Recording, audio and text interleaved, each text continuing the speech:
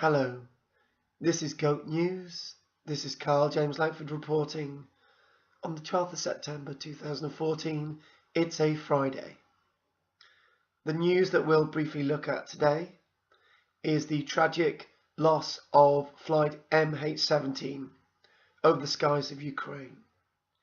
We'll also look at the yes and no vote in Scotland. We'll look at the tragic death of Ian Paisley today. Also, brief update on Syria and Iraq and US involvement. Archaeological finds around Stonehenge. The Oscar Pistorius trial, and also death in the past 2 days on the 10th of September of Richard Kiel. Welcome. The flight MH17 was tragically brought down over Ukrainian airspace.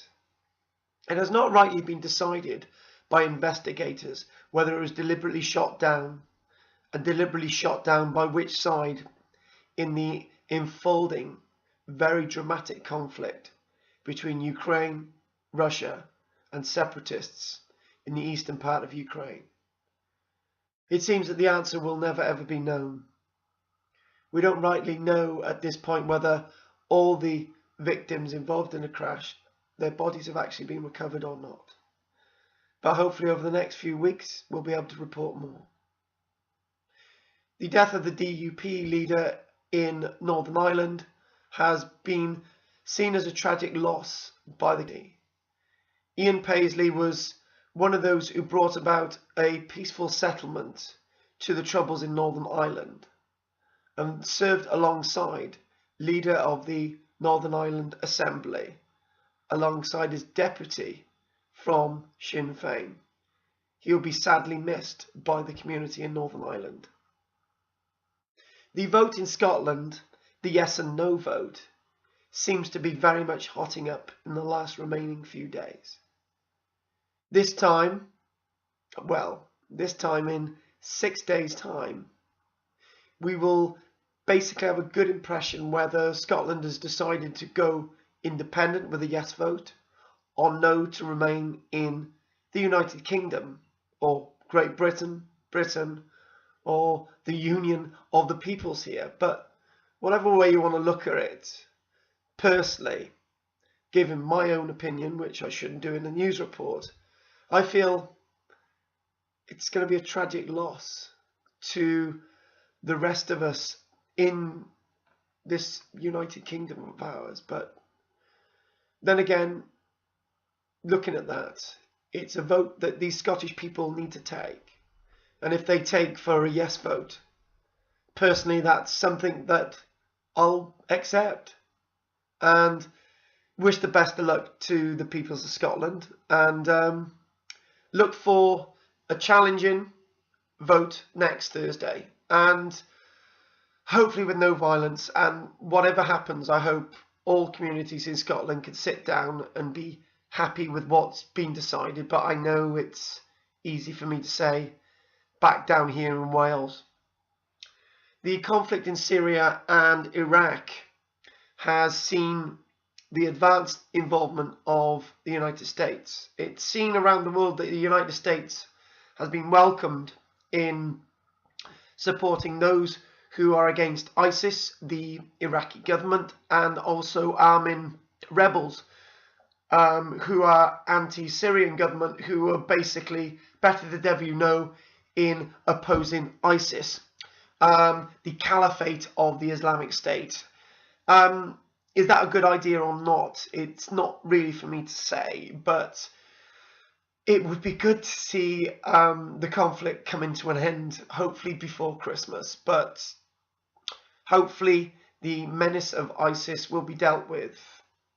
But we will see if the end result will be the result that we all require. Stonehenge. Archaeologists have found around Stonehenge 17 new sites. Woodhenge sites, evidence of other Stonehenge sites, sites where there may have been temples, all within about a 5 meter square radius. They've been using geophys, aerial photography, LiDAR, field survey and various other archaeological techniques. to uncover new archaeological sites around Stonehenge, believing very much, as most archaeologists believe for a long time, that Stonehenge is to be seen not by itself, but in a landscape of archaeology over a much longer period of time than just the 5,000 years that some once believed that Stonehenge had only existed for. The site of Stonehenge seemed to have been a site for ritual, ceremony, gathering for many hundreds, if not thousands of years before 5,000 years ago. The trial of Oscar Pistorius has really gathered the people of South Africa in wondering whether Oscar Pistorius was guilty for shooting his girlfriend. Oscar Pistorius, as many of us realise and know, that he was, he probably still is, a great athlete and a disabled athlete.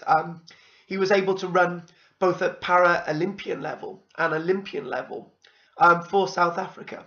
Great achievement, but obviously troubled life. Was shot his girlfriend, and the trial came to a conclusion today in that he's been the trial came to a judgment with a black judge in South Africa, and she decided that he was found guilty of the equivalent of manslaughter.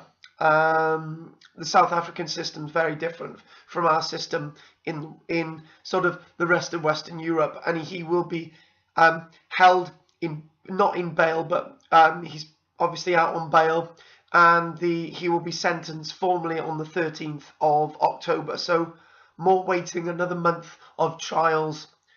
Negative excitement really, but obviously it's a trial. It's been deemed proper in South African law. And it's not a trial of a white judge sentencing somebody who was from the white community. It's a black judge sentencing somebody from the white community. So in that, it seems to be very judged, very fair and very balanced. And hopefully we will see the result that is the fair result on the 13th of October. Is he going to be put behind bars for a year?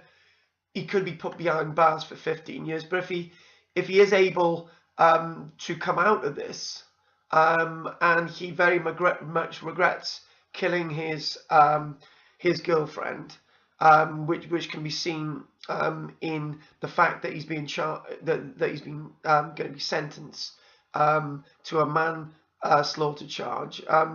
What's going to happen to him afterwards, we don't know. Richard Kiel, the actor Richard Kiel, died on the 10th of September, otherwise known from two James Bond films known as Jaws. Love goes out to your family, Richard Kiel, and may you rest in peace. And you'll always be remembered. You can't be forgotten in that.